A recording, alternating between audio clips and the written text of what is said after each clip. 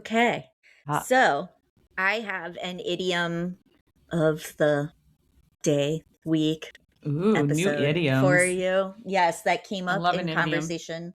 I know. And I was Okay. surprised at the meaning because this is one that I was wrong about. I thought I knew Oh, what it meant and I was wrong. So ooh, when you hear the phrase, don't look a gift horse in the mouth, or have you heard that phrase?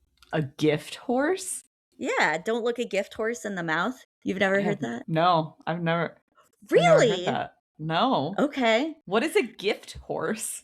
Well, okay, so first I'll tell you what I thought I feel it like maybe was. I've heard the phrase "don't look a horse in the mouth," but not with the word Okay. gift. Okay. Well, I've always heard it with gift, but maybe it's Oh, also been okay. shortened to like don't look a Maybe. horse in the mouth. I mean, that would make sense, but sure. Okay. What is this Okay. phrase? I always assumed that the Trojan horse, right, which was a gift to Oh. the city, right, but Mm-hmm. it had all the soldiers in it. And so don't look a gift horse in the mouth, meaning don't get too close to something that's been gifted to you because then you might discover that it's not what it seems. I mean, that's Okay. like what it sounds like to me is don't look. Yeah, Right? like if you look too closely, it might reveal something you don't want to know about. Yeah. So I said this phrase to Richard last week in conversation. Uh-huh. I was like, let's not look that gift horse in the mouth. And he's like, what does that phrase mean? And then I said exactly what I just told you. Mm-hmm. And he's Mm-hmm. like, Mm-hmm. really? I didn't know that's where it came. And I was like, actually, let me Google it because I just realized that I don't like that's the story I Maybe I tell don't know. myself, Yeah, yeah, yeah. but maybe not. And so I Googled it and I was 100% wrong. It has Oh, nothing to do with the Trojan horse. okay. So it has to do with in the olden days, I guess, when people would buy livestock or horses, one of the ways that you would check the quality of that livestock is by looking at their teeth. In Oh, particular, sure. that's how you could tell how old a horse was, right?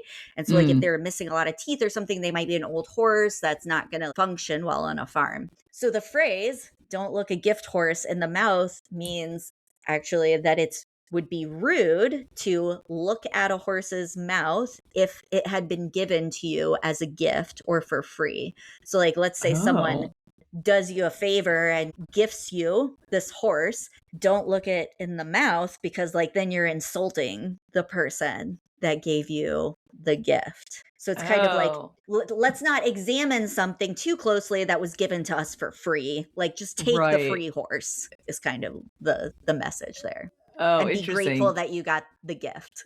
Yeah, be grateful that someone gave you a gift That was with yes. yeah, yeah, yeah. Yeah.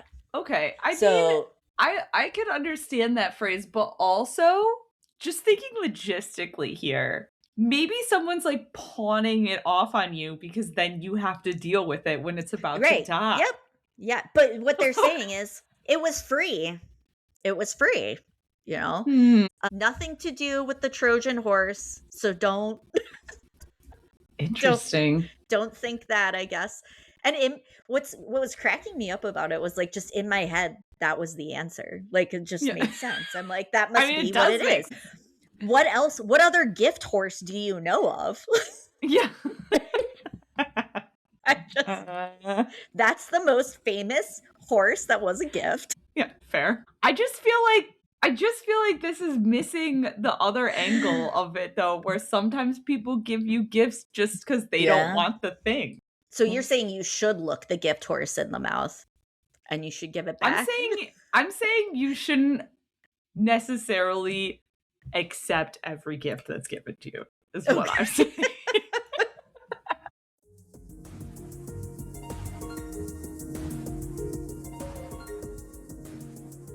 I'm Katie. And I'm Emily. We're two long distance best friends with a passion for learning about all the things that make everyday life interesting. With my PhD in geography, And my master's in library science. doing deep dives on topics is our idea of a fun time together.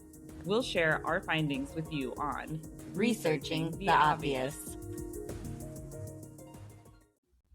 When I lived in Ohio, so this is right after college, Mm-hmm. I moved to Ohio.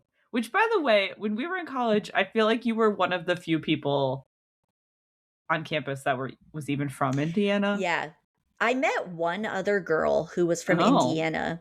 And then weirdly, our dads work together. Oh.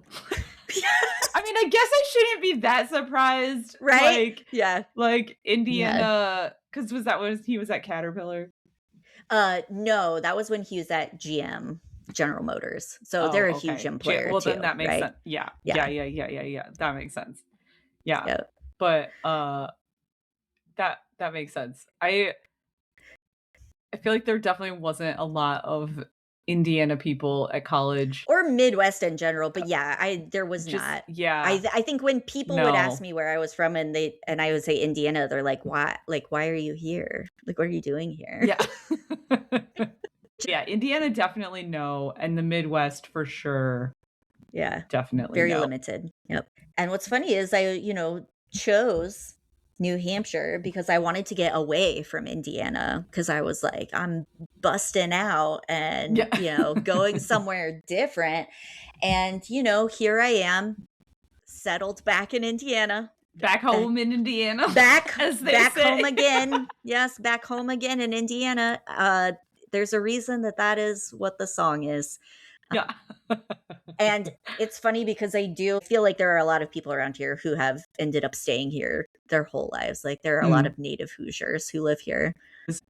I know after college, when I lived in Ohio, very close to you, it was like, I don't know, 4.5-hour drive, not far. And I would come to visit you and we'd just relive our college days in Nancy Drew, but in Indiana instead. Yeah. Yes. It was awesome. That was the closest we've ever lived since, other than when we lived together, but. Yeah, it's true. Because then when I moved to Kansas, it was like 8-hour drive. And that was, not as close. I feel like I explored some of the state. A lot of people refer to it as a flyover state, but I like to contend that it's a nice drive-through state and that also it's okay to stop here. Like we have some stuff. Yeah, I would say as someone who has driven through a lot of states, like every state, there's a lot more states that I would consider to be either A, flyover states, or B, not as good of drive-through states. They clearly haven't been to Eastern Colorado, which is actually where The Wizard of Oz was filmed. Oh, yeah. Not Kansas, because Eastern Colorado is like desolate. There's nothing there. There's nothing there. Western Kansas is actually kind of pretty because they have the Flint Hills, but Eastern Colorado, woof. I think Indiana's nicer than that. No. So welcome to our Indiana-focused episode, guys. Yes. Because it's all Indiana all the time today. Plus we had to get some Indy facts in there because Baltimore's always coming up in our topics. So now we need some Indianapolis facts.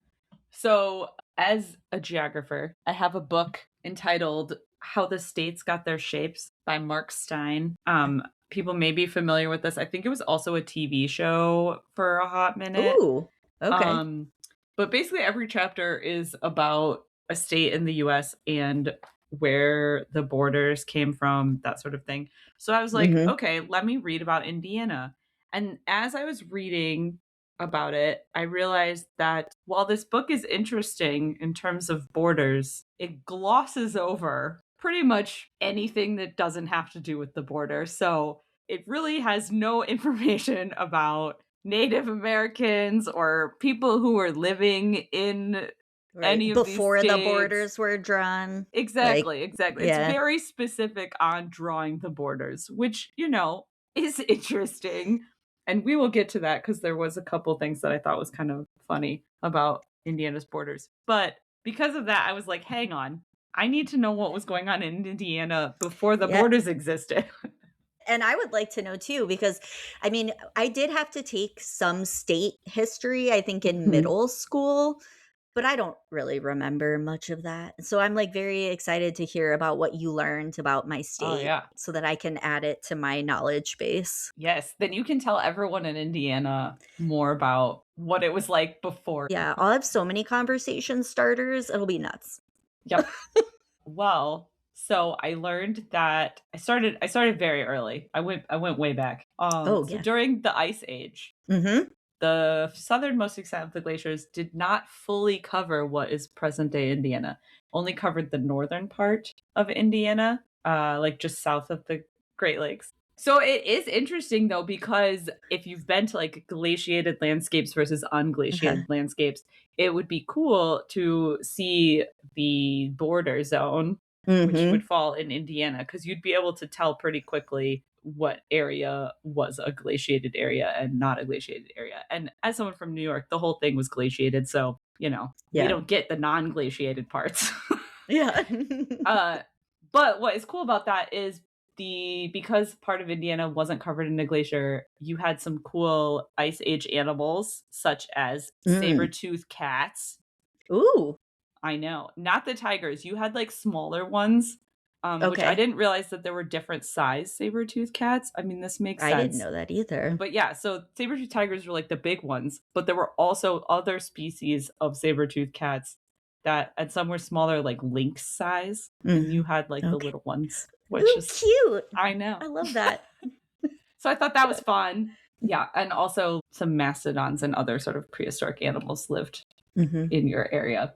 But the earliest people that lived in the Indiana area dates back to 8,000 BC, which is very long time ago. Yeah, they were just sort of like nomadic, early proto-humans that lived at that time. So we'll fast forward through that because it wasn't like super exciting. But about in the year 2000 BC is when you first have more significant evidence of people in Indiana area. It was the Clovis people. These are the people that first started using spears and arrows made out of flint and rocks and such. So you can like determine these types of people when you find certain arrowheads by the way that they're shaped, if they're Clovis era or not. But during the Clovis era, so about 2000 BC, people were mining flint from the Wyandotte caves found in southern Indiana. So it was used as like a flint mining facility, essentially, which is kind of cool.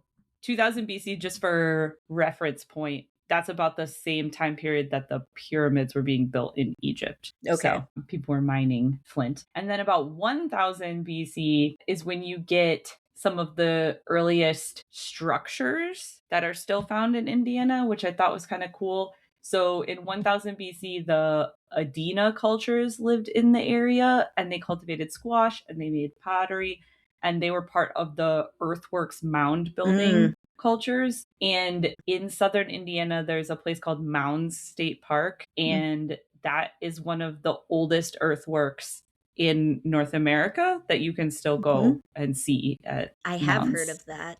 I've never been though. I should put that on our list. Yeah, it be looks kinda interesting. cool. Yeah. Yeah, for like a road trip. So we're fast forwarding some more. One of the first permanent settlements in Indiana was in the year 1. Okay. And this is when the Hopewell tribes, so again, these are like mound builder tribes. The Hopewell were really big in Ohio, but parts of Indiana also had Hopewell tribes. And they cultivated squash and sunflowers. And what's notable about the Hopewell is that they had really extensive trading networks. And so they traded all the way down into Central America. And so they've found Central American artifacts in Indiana from that time period, just because of the trading networks that existed throughout. Yeah, Well, that's that's really cool, I think. Yeah. Yeah, that the Hopewell were connected on these like vast trading networks that existed in the year 1. And so they declined around the year 400. And then basically for the next like 600 years, no one really lived in Indiana. It had a really low population. Maybe like some nomadic groups were going through there, but that was about it. And then the next biggest thing, which I think is super cool, and I didn't realize, is that Indiana was connected to the group collectively known as the Mississippian cultures. So this was exciting to me because when I was in grad school, I took a class called 1491. It was basically based on that book, 1491, but basically about the people that existed in the US area right before Europeans arrived. And my professor at the time, he did a lot of archaeology research into some of these early sites, like pre-European sites. And one of the ones we talked about a lot in that class was Cahokia, which I don't know if you're familiar, But Cahokia was the largest settlement known for the Mississippian culture, and it's right outside of St. Louis. And this is important to Indiana. I will get there. Okay. But Okay. Cahokia is really cool. If people haven't heard about it, you should look into it. It was the largest urban center north of Mexico until Philadelphia in like the 1770s. Whoa. What? Yeah. So it was this huge settlement that existed like outside of present day St. Louis. Okay. And at its peak, so around the year 1100, it was estimated to have over 20,000 people living in it in this one city. Some estimates range as large as 40,000. So between 20 and 40,000 people lived in this city, which, if we put this into perspective, around 1100, at that time, Rome was about the same size. It was about 30,000 people in Rome. Oh, okay. So we're talking like, this was like a really big city at the time. Yeah. It would have been larger than London and about twice the size of Paris at the same time. So it was a really big city right outside of St. Louis that existed there. It was interesting because it was a theocracy. So essentially it was like this religious society where the at the top were a couple leaders that were also spiritual leaders. So they were spiritual and political leaders at the top. And they institutionalized social inequality. So a sort of like caste type of system is how they ran their government. But they also built a lot of these giant earthen mound pyramid type structures. And so you can see those really obviously in Cahokia. But Indiana was part of this group. There was a town in Indiana, a settlement called Angel Mounds, which you can still visit in Indiana. And Angel Mounds was believed to be a pilgrimage site of the Cahokia group. So it was a much smaller site. It only had about 1,000 people, like 200 households that lived there. But the big deal with it is that the central mound that was built at Angel Mounds is one of the largest in North America. And it's been preserved through some funding from Eli Lilly, which I thought was fascinating. Oh, yeah. And it's huge. So it's 44 feet tall, and the base of it is 644 feet long and 335 feet wide. So basically twice the size of a football field, like 2 football fields. Yeah. Is like the wide, how big it is at the base. Then it's 44 feet tall. Yeah. And so anyway, that's cool. And that's in southern Indiana at Angel Mounds that you can go. I'll add that to the list too, I guess. Interesting. Yep. So they were part of this like larger Cahokia Mississippian culture group. But then that group of the Mississippian cultures, they declined around 1500, and basically the Angel Mounds group declined at the same time. There's mixed research on why it declined. They would have had some exposure to early Europeans, so there is some thought that some diseases may have partially contributed, but they really don't know the full extent of like why this group declined. But it was a huge city and a huge group. So then Indiana's kind of, I don't want to say unpopulated, but just sort of like nomadically populated again for a while until the 1600s.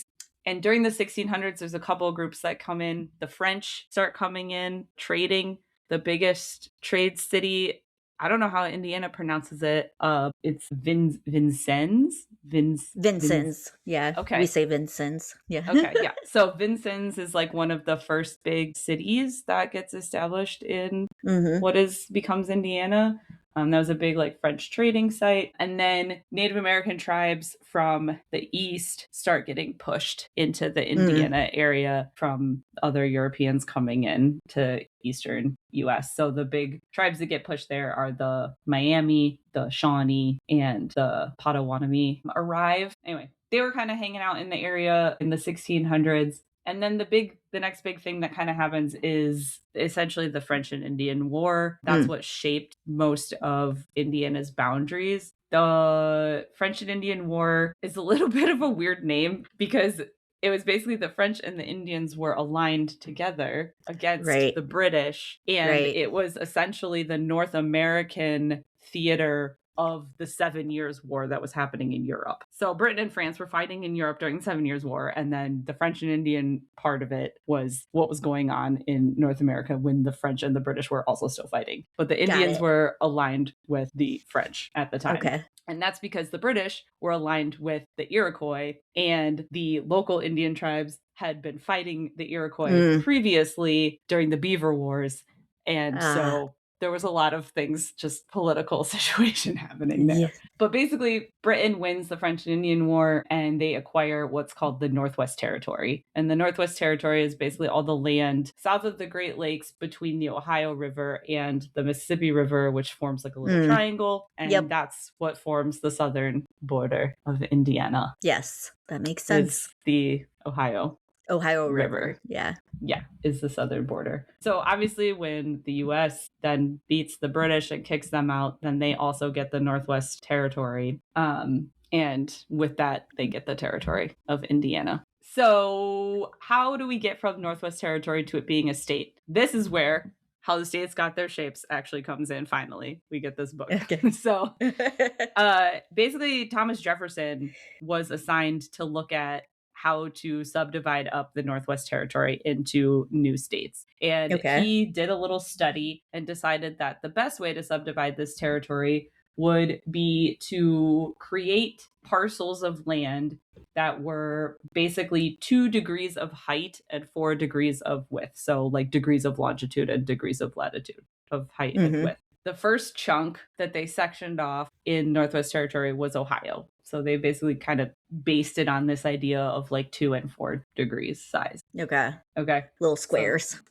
So the eastern border of Indiana, that's where we get that border, is just how far Ohio came in. And there's the border, right? Okay. So everything west of that border was Indian territory. And then east of it was Ohio. So Europeans are further encroaching. So then they decide in 1800, okay, now it's time to section out the next part of the Northwest Territory to make the next state. Then that's when they decided to make the western border of Indiana to section it out. They kind of tried to use that same principle of the 4 degrees of width, but what ended up happening is there's a river, the Wabash River is over on the western side. And so what they decided was, okay, we'll go from Vincennes, which is on the Wabash River, and we will just draw a line straight north to Canada, well, to the Great Lakes, basically, straight north. And that will be the western side. But the Wabash River kind of meanders. Yeah. And so if that's you how we drew get the little point. Yeah. So if you drew a straight line, it would create these weird pockets where like some part of the state was on the east side and some part was on, the west. It'd be really weird. So what they basically did is they went from Vincennes north about 40 miles to the northernmost point of the Wabash. And then they drew the border from there so that they didn't end up with weird river pockets. Gotcha. So that's why you get the bottom of Indiana, right, is sort of on the river. And then all of a sudden it just becomes a straight line. One of the lines in Back Home Again in Indiana is when I dream about the moonlight on the Wabash. Well, there you go. Yeah. And then the north border is hilarious to me. It's actually funny. So you would think, since they're perfectly parceling all of this, that the border between Michigan and Indiana and Ohio would be a straight line. But it's not. The Indiana border has like a little jut where it's like north of the Ohio border and it kind of cuts in to Michigan a little bit. Okay. So that's funny, but it also just has to do with Ohio and Michigan hating each other. Really? Yeah. So what happened is when Ohio became a state, the original plan was that they would draw a straight line from the bottom, the southernmost point of Lake Michigan, across to Lake Erie, and then that would be the border. But what happened in practice is when they actually went to draw that border, they realized that what it did is it cut the Maumee River in Ohio off from where it emptied into Lake Erie. And Okay. so Ohio was like, this is dumb. We have the whole rest of the Maumee River. Can we just also have the point where it goes into the Great Lake? And so Congress was like, yeah, that makes sense. So instead, they started above the point where the Maumee goes into the Great Lakes, which became Toledo. That's where Toledo is situated. Yes. So it started above it. And then they still wanted to draw that line straight down to Lake Michigan. So it's like this weird angled line now of Ohio's border. Okay. Well, Michigan got super pissed about this situation. Okay. Because they were like, well, now you're taking land from me. And so there ended up being a ton of border disputes between Michigan and Ohio over this piece of this like little segment of land where Michigan was really annoyed at it. And eventually it made Michigan so mad that in 1835, the Michigan State Militia was sent and invaded Ohio. And so it became known as the Toledo War. Oh my God. I have never heard of this. That's hilarious. Okay. Yes. Keep And going. so actually there was a war between Michigan and Ohio. It ended up not being like a big war. Right. Like I don't think anyone actually got hurt. Like one guy got stabbed and like that was kind of it. But the militia was, sent out in this whole thing because of this tiny strip of land that Michigan was mad about. And so Congress, in order to appease Michigan, was like, all right, fine, stop fighting. How about instead we give you the Upper Peninsula? Oh, that's how Michigan gets its Upper Peninsula. Yes. Okay. Because of this weird little like strip that they were so annoyed about. So that's why the Indiana border doesn't line up with the Ohio border because of that thing. But the Indiana northern border was supposed to also be at the bottom of Lake Michigan. But when, again, they went to like fill that out, they were like, actually, we need access to Lake Michigan, though, because the Erie Canal had just been constructed. Yes. And so for shipping purposes, they needed to be able to get through the Great Lakes and then down the Erie Canal to the, out to the Atlantic Oceans, which when I was growing up, and we had to take state history in middle school, all we learned about was the Erie Canal. So yeah. It's a lot of Erie really Canal important. history. Yes, it was a really important canal. So they decided, okay, the northern border will appease you and we'll actually make it 10 miles north of the southernmost part of Lake Michigan. Okay. And so that's why the Indiana border includes like the bottom part of Lake Michigan, but then also doesn't line up with the border of Ohio, which was diagonal from Toledo to the bottom of Lake Michigan. Yeah. And now that area of Indiana is referred to as Michiana. Yes.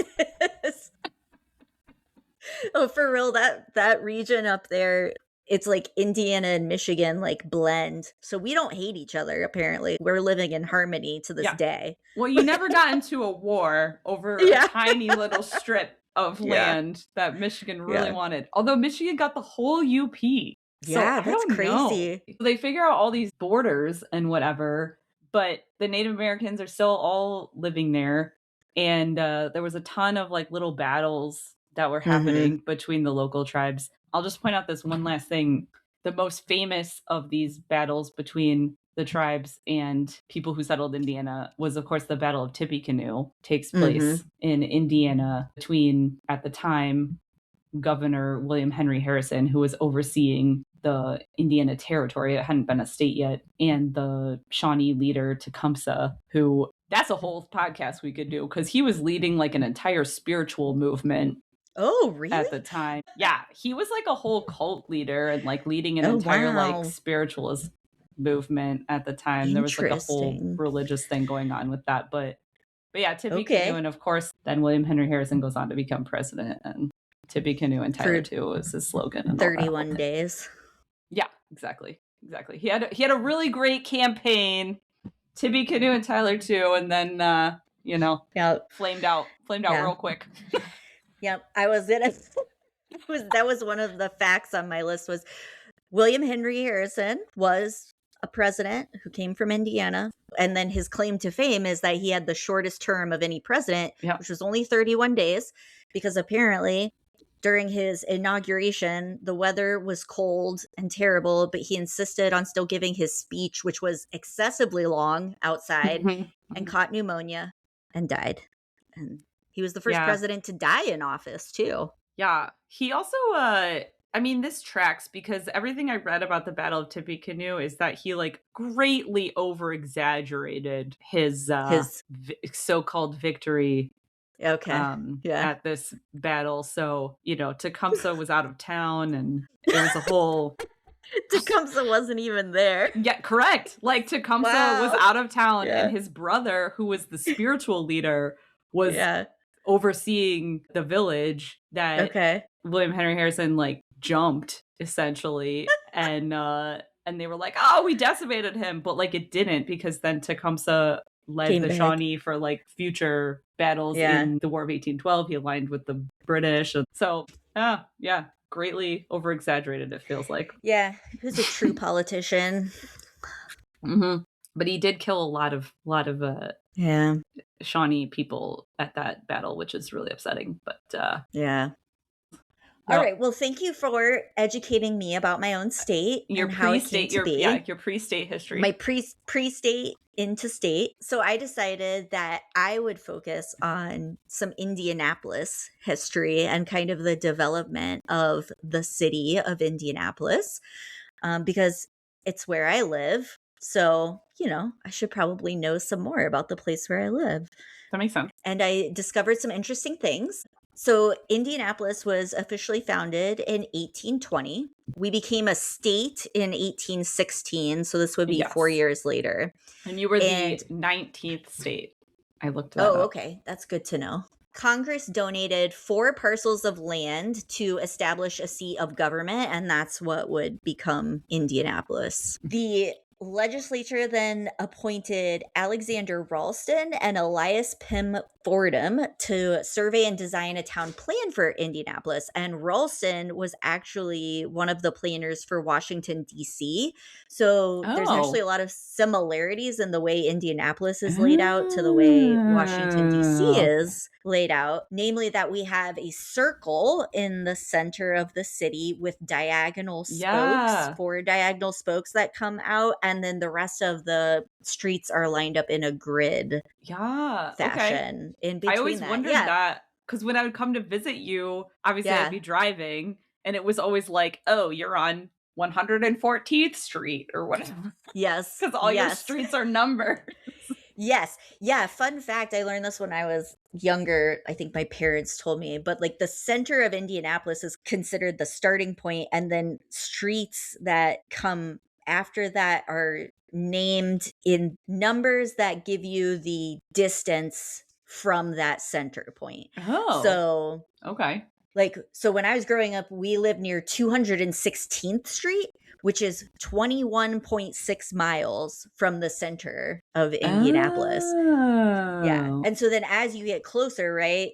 Like right now I live at 86th Street, which is 8.6 miles, I believe, from the center of Indianapolis. So that's cool. That's how those numbered streets came to be. And it's funny because like in my mind, I always know that, and it like kind of gives me a point of reference how close you are to the city, like as you get further away. That's really useful. Or closer. Yeah. So anyway. So you're connected to DC. Look at that. Yes. Yep. So the center of the city is that circle. And it started out being known as the Governor's Circle, and it's now known as Monument Circle. The reason it started out as the Governor's Circle is originally they intended for the governor's residence to be there in the center. Yeah. No. Yeah. I know. It's a terrible idea, right? Unsurprisingly, no governor ever wanted to live there because there was a shocking lack of privacy being in the center of the city. Just like the circle going around my house, like constantly. Yeah, right. Yeah. They did build a governor's residence there, but no one ever lived there. And then like later it got repurposed into like some other building, and then eventually they would build the Soldiers and Sailors Monument that got erected in 1901. Okay. And so ever since then it's been the Monument Circle, and that's our center point of downtown Indianapolis. I mean, I don't blame someone for not wanting to live in the middle. I wouldn't want to either. So awkward. It's a terrible idea. Yeah, like all roads lead to the governor's house. Yeah. Right. Awful. And yeah, just think about like you're sitting in your sitting room or your library looking out the window and there's just cars You're and like in people. your right? You're in your parlor trying to play whist, and then there's Yes. people Yeah, walking around. right. Yeah. Yeah. And then you go back to the dining room and there's also like every Yeah, no. window faces the circle of the Yeah. city. It's a terrible Hard idea. pass. Oh, Yeah. yeah. Yeah. Don't like that plan. So obviously that didn't work out. I didn't know that though, and I thought that was hilarious. That is really funny. Oh, by the way, the city was originally intended only to be about 1 square mile, so a really small city. And then obviously it gradually expanded as population increased. So another funny thing that I didn't know is that the reason that Indianapolis is situated where it is it's right on the White River. And the plan, this is funny because it just reminded me of like the governor's circle. Like I think it was equally as stupid idea. Okay, so they place on the White River and they're like, this is going to be awesome because then it'll be a center for commerce and industry. We'll bring things in on the river. There'll be steamboats and we'll build canals. They were going to build a giant canal to like connect to the Erie Canal and canals were the wave of the future. Yes, yeah. And Indianapolis is going to be the center of it, right? Turns out the White River is nowhere near deep enough for boats. And nice. The reason I like laugh about this too is like the White River is like not even deep enough in some places to kayak if it's dry. Not even, like you can kayak or like canoe on the White River, and if the river is low and we haven't had rain in a while, you will be getting out of your kayak and like dragging it across sandbars because it's so low. Okay, but they're going to have steamboats. Oh, yeah. Steamboats. It's going to be this bastion of progress. Yes. So, yeah, I mean, depending on the time of year, the White River it can look like a big river if there's been like a lot of rain and it's really high. And so they just assume that they're going to be able to bring steamboats in and all of this stuff. So, yeah. Only one steamboat ever made it to Indianapolis, and then it ran aground on the way out. And yeah, that's the only. It's a good thing you guys had Lake Michigan up there. Yeah, that border. Because otherwise, right? Yeah. So in 1836, they tried to start building a canal that would connect all the way to the Ohio River, but our state government went bankrupt and it never finished. No. Yeah. No, it's a canal to nowhere. So I didn't know this either because if you go downtown, there is the canal walk and there is a canal downtown. And they've turned it into this really nice area, right, of shops and apartments and all this kind of stuff. But I never really thought about why we have a canal. Like, what is the purpose of this canal? Nothing. It is a failed project. Yeah, it was a failed project that just never got finished. It serves no, it serves no purpose.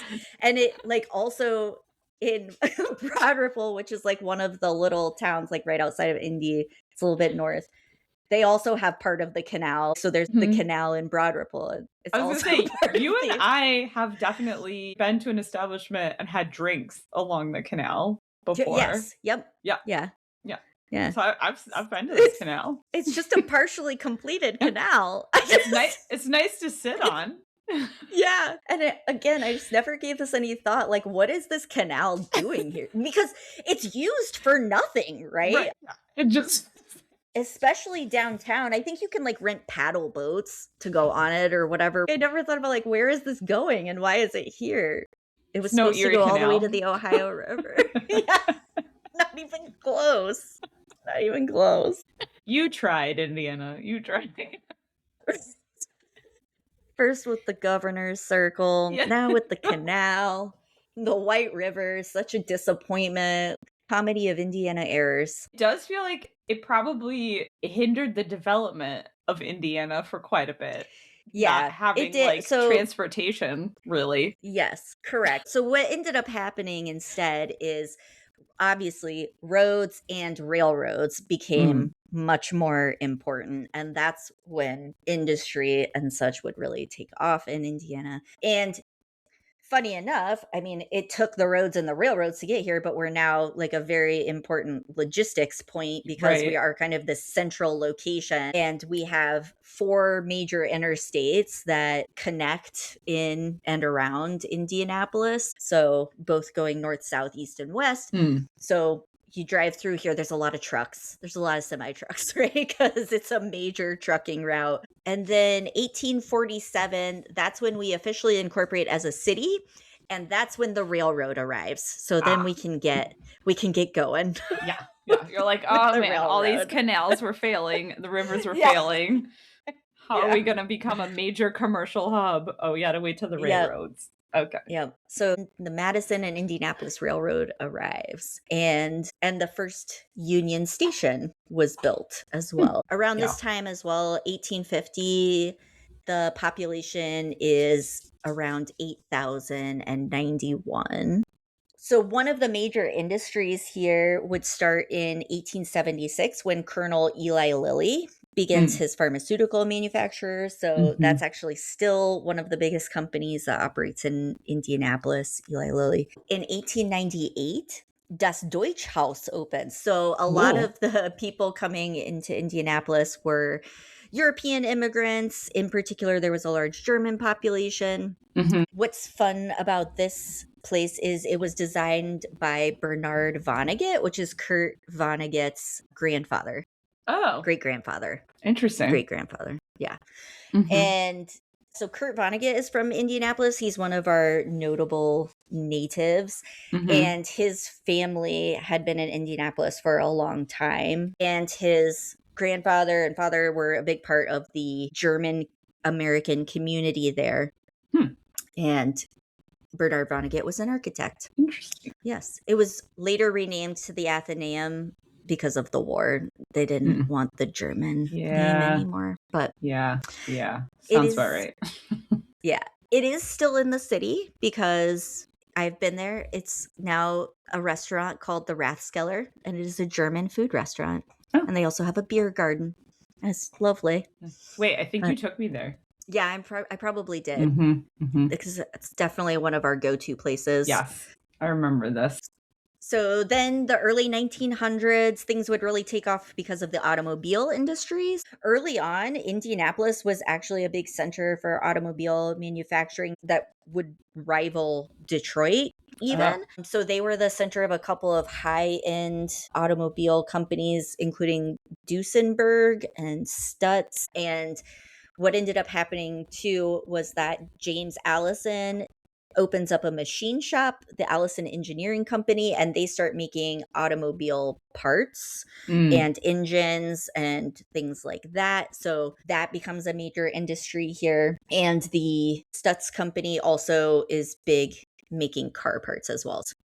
Is that why the Indy 500 is in Indianapolis? Because it used to be like a... Yes, I think that is definitely part of it. It was definitely a big center for automobile activity during those early 1900s. So the Indianapolis 500, the first race was in 1911, the Indianapolis Motor Speedway. The actual track was constructed in 1909, and the entrepreneur Carl Fisher wanted to create a proving ground for the automobile industry. So I think automobiles were starting to be made. There was a lot of interest in industry in the city. And so I guess he wanted to build this track as part of it. That's way earlier than I thought, for sure. Yeah. Like 1909 is, that's at the beginning of cars, like the very beginning. Yeah. That's like, we're barely above a horse and buggy. It's the third oldest racetrack in the world. Whoa. Yeah. Yep. And it has a seating capacity of 257,325, making it the highest capacity sports venue in the world. That's crazy. It's a cool place. And some other little facts about the Speedway, as obviously that's how it stands today. It didn't start out that way. Right. It is a 2.5 mile long track set in an oval, and its dimensions have remained unchanged since it was built. So that was Oh, how it whoa. was built originally, and it's always just stayed that way. Okay. When they first built it, the track was tar and gravel, but they had Mhm. a couple of races there and it attracted a lot of people. I think they had like 15,000 spectators, and I think they were like, "Oh, we could make some money at this," which I think is probably when the proving ground went out the window and like racing Right. maybe it was Yeah. more the Yeah, focus. yeah, yeah. So they had a couple races there, but there were at least 2 fatalities, like from crashes. Oh, shit. So that convinced the owner to repave it with bricks. So that's why it's also often referred to as the brickyard, is because the whole track was then Oh. made out of bricks. 3.2 million bricks, Oh. actually, is Wait, what I so read. Kevin just because Kevin went last year to go to the Mhm. Brickyard 500 like Mhm. NASCAR race or whatever. I didn't put that Yes. together that that's why it's the Yep, that's Brickyard why it's the 500. brickyard. Yep. And if you Hmm. visit the track, you'll see there's a 1 yard portion of the track that's still preserved with the original bricks. So even when they Oh. like paved it in the modern times, they preserved like 1 yard of the bricks. And so a big thing that people do who are really into the race and like during race time or whatever Mhm. is you go on the track and you kiss the bricks. A lot of people have pictures doing that. It's like a whole thing. It's funny because Yeah. I've never been big into racing and my family wasn't either. So I know that the Indianapolis 500 exists and I've lived here most of my life and I knew it existed, but it was never something that I paid attention to at all. I had no Yeah. idea as a kid the scope of the event or how popular it was or how important it was Mhm. for people who are in the racing world. Yeah. And it's funny too because I think I'm starting to appreciate a little bit more it really is also part of the Indianapolis culture because May comes around and it's race month. And the Yeah. flags come out. People have like race flags that they put out in their yards and checkered decorations and stuff like that. Like there are a lot of people who get really Mhm. into it just because it's like such a big part of the city's history. And Yeah. then also I guess if you're into racing, I mean it's a huge deal. Right. So For sure. And I mean, you yep. basically have your own version of the Blarney Stone. Just go kiss the bricks. Yes, the kiss the bricks. That's right. Yep. Yeah. Yeah. The Indianapolis Blarney Stone. Right. Yes. So the Indianapolis 500 came about after these initial races that attracted a lot of people. The rest of the season kind of went down in attendance. So they decided instead they're going to Mm. focus on one big race that's like a longer race. And I think there were some Yeah. other races in Europe that they were kind of modeling this after. And they settled on 500 miles because they figured that was a good distance that could be done within daylight hours so that the cars Mm. could finish before the end of the day before it got dark. Yeah. Okay. Well, and yeah, and old cars would have gone much slower than cars today. So Yes. they needed Correct. Yep. a hole. Yep. Yeah. Okay. And so yeah, so they held the first race in 1911 on Decoration Day, which is what Memorial Day used to be called. So, and since then Oh, it's always been on, yeah, right. I guess I I didn't didn't know know. Memorial Day used to be Decoration Day. Yeah. All right. Apparently it used to be called Mm-hmm. Decoration Day, then it became Memorial Day. Okay. Okay. And since then it's always been it was always on Memorial Day weekend, and then I think at some point Mm-hmm. maybe I think it was in the 70s they set it to always be on that Sunday of Memorial Mm-hmm. Day weekend, so it would be on the same day. 80,000 people attended the first race, and was this 80,000 in that's 1911? that's what it 80,000 says. people? That's Yeah. crazy. Yeah. Wow. Yep. Okay. It was a big deal. I don't know. I Yeah, guess, that's like I said, I'm nuts. not a Wow. racing person, but the initial prize was a winning of $25,000. So I think that's another reason that I got a lot of attention is it was a huge prize for that time. Mm. So the combination of the length, the 500 miles, and the prize of Mm-hmm. $25,000 was like kind of the thing that set it apart as a really special event. Okay. In 1912, they raised the prize to 50,000, Oh, whoa. and Wow. so it got Wow, even wow, wow. bigger. Yeah. And Mm-hmm. it's been big ever since. Some other fun facts. The Purdue Marching Band has been the host band at the Indy 500 since 1919. Nice. So Nice. it's always been the Purdue Marching Band. And 1946 is when they started the tradition of singing Back Home Again in Indiana. So before the race, there's always someone who sings Back Home Again in Indiana. And it was the same guy. His name is Jim Neighbors for years and years and years. Jim Neighbors. And then when he couldn't do it anymore, they had a couple of like guest singers, and now they have another guy who is the same singer every year. So it's like a resident singer of the Back Home Again in Indiana song. Yeah. Oh, I remember when I was growing up, my dad was really into, well, he still is, but is really into car racing and the Indy 500. And we would always listen to it on the radio because we would be camping. So like every year we'd listen to the Indy 500 on the radio. And it was always like, all right, here comes Jim Neighbors singing Back Home in Indiana. It was a highlight of the pre-Indianapolis 500 radio show. It's a big deal. It's a big deal. Yeah, everyone is really into it too. It's like a moment. It's like as important as the national anthem, a baseball game, or anything else, like when you're singing Back Home Again in Indiana at the race. So I believe it. And and today they do the flyover with the jets and all sorts of famous people fly in. Do you know who got to wave the race flag this year to start it out? Who? Brendan Fraser. Yes, amazing. Our favorite. I know, which is cool because he's from Indiana. Amazing. So yeah, and and he's having such a moment now. I was like, ooh. So we were on vacation this year when the Indy 500 was going on, but we tried to watch Brendan Fraser wave the flag or whatever. But like the camera cut to him for like 5 seconds, and then they didn't even stay. Whatever we were watching, they didn't stay on him like while he waved it. So we were like, oh, boo. Yeah. Clearly the camera did not realize that the most important thing to be happening was Brendan Fraser waving the flag. I know, right? Like that's all we cared about. Like just show us Brendan Fraser. He's here in Indianapolis. Like, I don't know. It's so exciting. Amazing. So, and then, the other cool thing this year was there's always a pace car lap before the race starts. And so someone gets to do the honorary, like drive the pace car. They always choose someone different. Yeah. And this year it was Coach Signetti of the IU football team who went undefeated and won the national championship. Very big deal. Biggest underdog story ever. It's going to be the next Hoosiers, basically. So, yeah, nice. I'm waiting for the movie. It was a really cool I'm sure thing it'll to come. see here.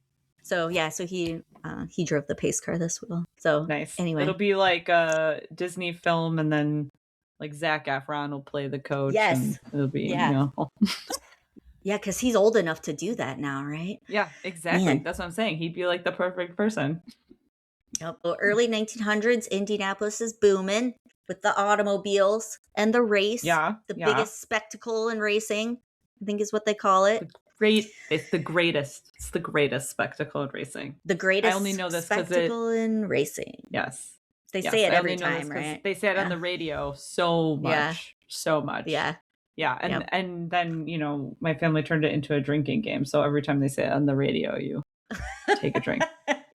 Honestly, we could do a whole episode on the Indianapolis 500. It'd be really interesting because it has such a long history. Yeah. And it's just really made an impact on that in the sporting world. And the track itself, too, is historical in a lot of ways. So, and all right. So back to just the city. What's going on in the city at this time, too? By 1920, we have a population of 314,000 people. So we've grown quite a bit. The railroads probably helped since you didn't have canals. Yes. Yep. Railroads really kick things off. Eli Lilly and the University of Toronto develop and distribute the first insulin. So Eli Lilly is really taking off. That industry's taking off. That's like one of the first really important medications that they're able to distribute to treat diabetes. Also in the 20s, 1925, the Mary Stuart Carey founded the Children's Museum of Indianapolis.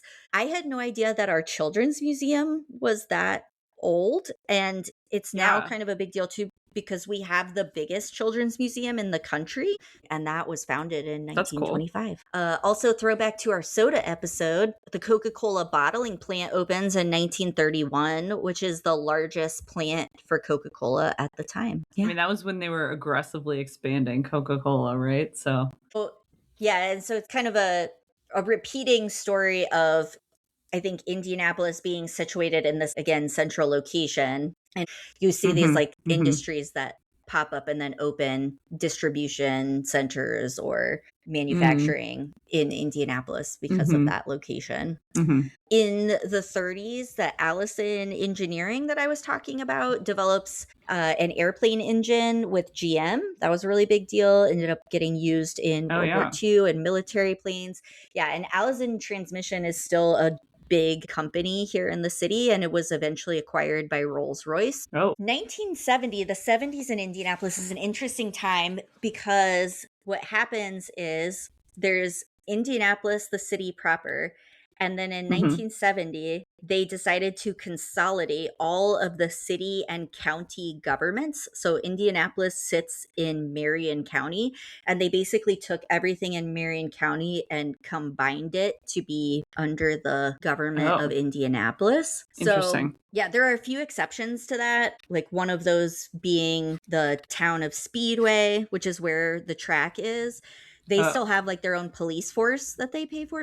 And so that means also the mayor of Indianapolis also becomes the mayor of Marion County. So there's this weird meshing between the city and the county and it becoming one. So also during this time, 1967, the Pacers are created. So this is like the first major sports team that comes to the city. And in 1974, Market Square Arena opens, which was a big deal as well. It was a big sporting venue where the Pacers were. The 5th largest arena in the US at the time. Also, Elvis played his very last show there. That's a fun fact, right? Yeah. And the Pacers were just named after the pace car? No, actually, they named them the Pacers because they intended to set the pace in basketball. I assumed it had to do with the pace car at the Indy 500. Okay. All right. I didn't know. All right. Interesting. Also, so after Pacers, 1984, of course, is when the Baltimore Colts become the Indianapolis Colts. So we steal your football team.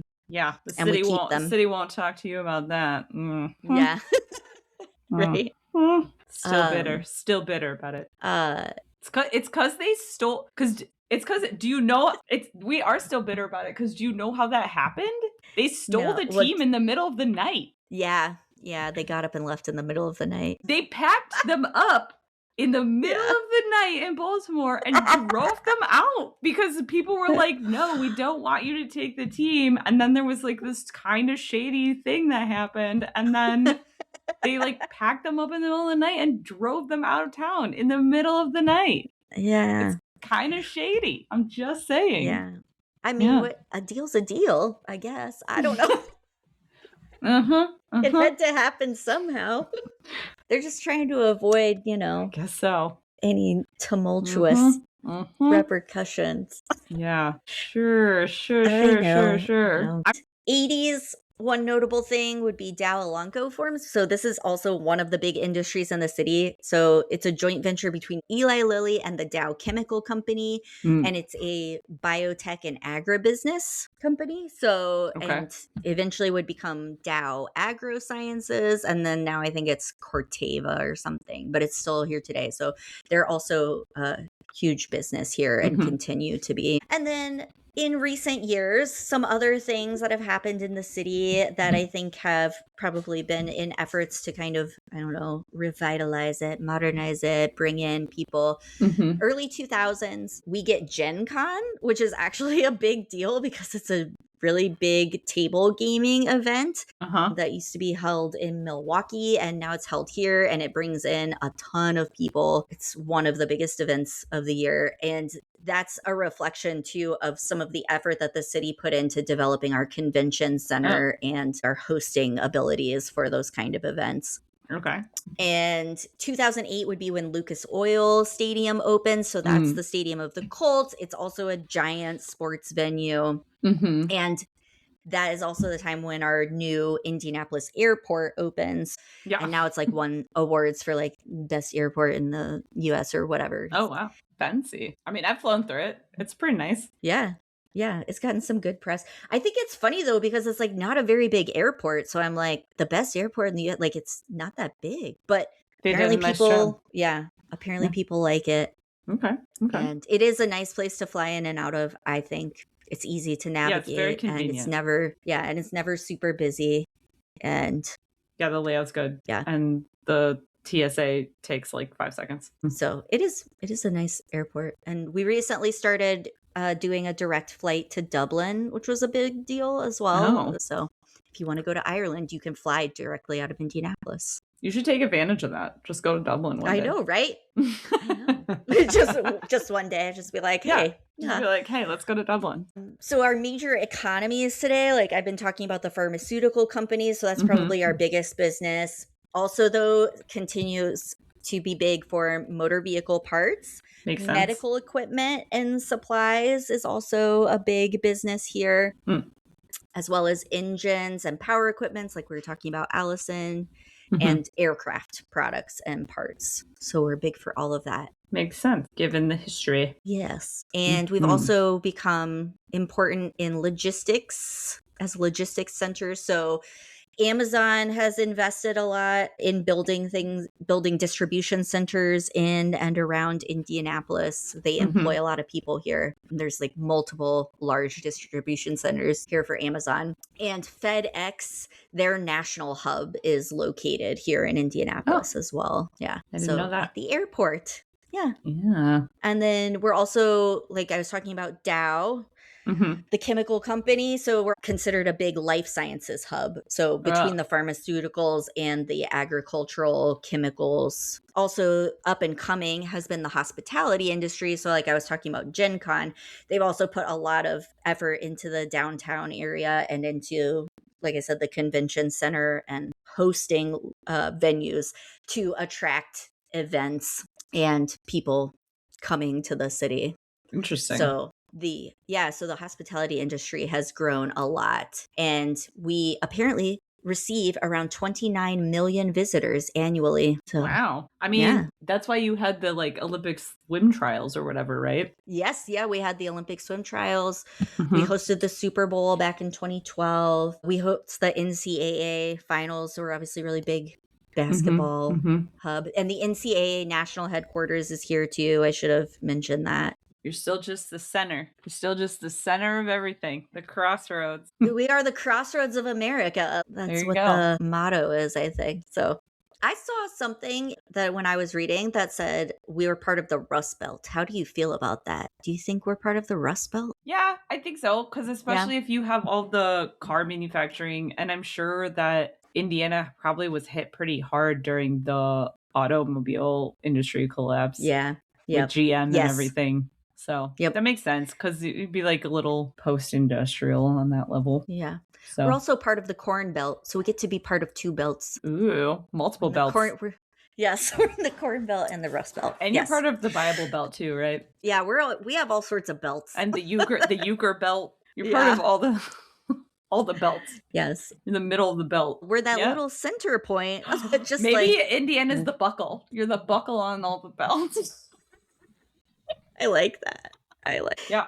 Everyone should take a trek. Take a trek to Indiana. Yep. Do a little Midwest tour, you know? Also, so drivable. Like, this is such a Midwest thing to say, but we're so drivable to so many places. We're like 4.5 hours from Cleveland. We're 2.5 hours from Cincinnati. We're 2 hours from Louisville. We're 2 hours from Chicago. And I think we're like maybe 4 or 5 hours from Detroit too. Like you can literally from Indianapolis drive to so many places so quickly because of our interstate system. and how many interstates meet here. So All roads I don't know. go to Indianapolis and the governor's right. mansion. That's right. That's right. They all end up at the governor's residence in the very middle of the city.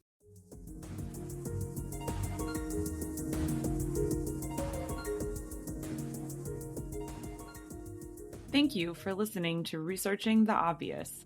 To learn more fun facts about everything that we're researching, follow us on Instagram at Researching the Obvious Pod, all one word. You can also follow us on Spotify, Amazon Music, or wherever you get your podcasts. If you know someone that you think would enjoy listening to all of our findings, please feel free to share or give us a review. Researching the Obvious is written, produced, edited, and hosted by Emily Fekete and Katie Nakanishi. Tune in next time to hear more obvious facts.